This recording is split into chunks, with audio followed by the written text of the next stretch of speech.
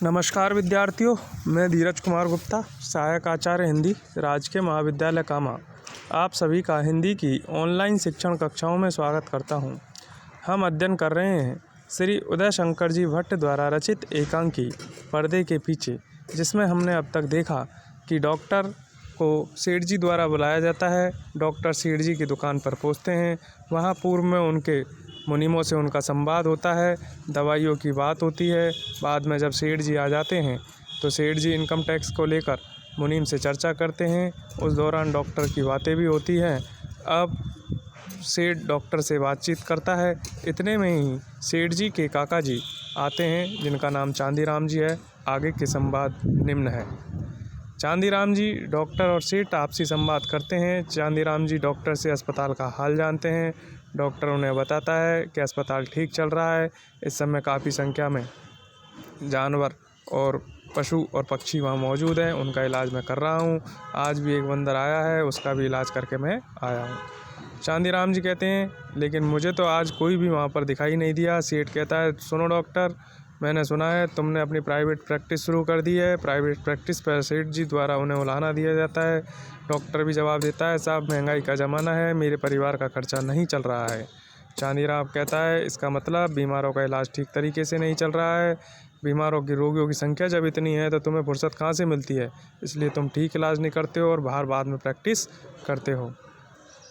Doctor साहब कहते हैं कि साहब आपने ही कहा था कि अस्पताल के बाद मैं प्रैक्टिस कर सकूं, और फिर इस महंगाई में अगर मेरा पालन पोषण हो जाए तो बात भी क्या है।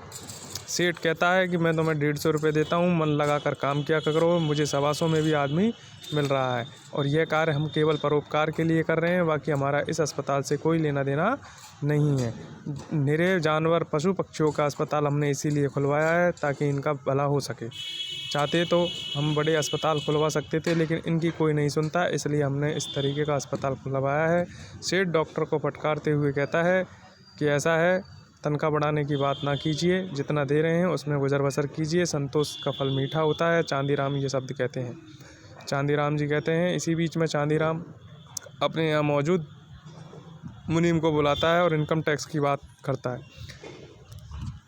घासीलाल मुनीम कहता है, सारी भैया तैयार है, सब कागजात तैयार है, कहीं कोई दिक्कत नहीं है।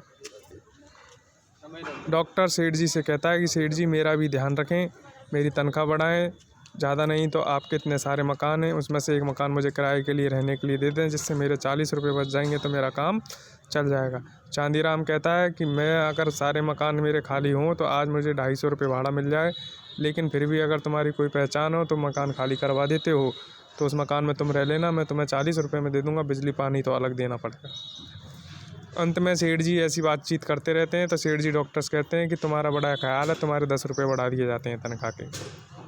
इसी बीच सेठ जी के यहाँ पर उपस्थित नौकर भी डॉक्टर से कहता है कि देखें, हम यहाँ नौकर हैं, लेकिन फिर भी सेठों की तरह, राजाओं की तरह हमें रखते हैं। खूब मन लगाकर सेठ जी की सेवा करो, अस्पताल का काम करो, अपना आप ही सेठ जी तुम्हारी तनख्वाह बढ़ा देंगे। डॉक्टर कहता है कि मैं तो मन लगा कर ही कार्य करता हूँ, और लेकिन परिवार का गुजर बसर अगर ठीक से होता है तो मन और अच्छा लगता है।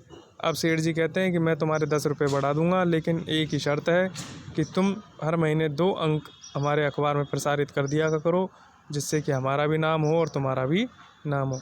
डॉक्टर कहता है, सेठ जी मैं ये काम तो कर दूं, लेकिन अखबार वाला फ्री में क्यों छापेगा, उसे भी तो पैसे चाहिए।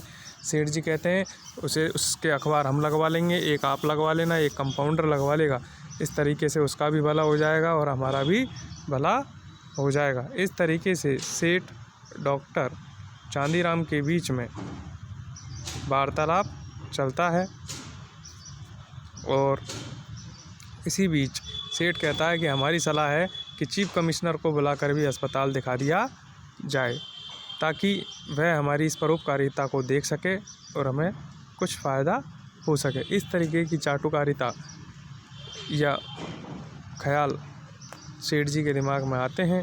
आगे देखते हैं इस एकांकी में क्या होता है। आज के लिए इतना ही, धन्यवाद।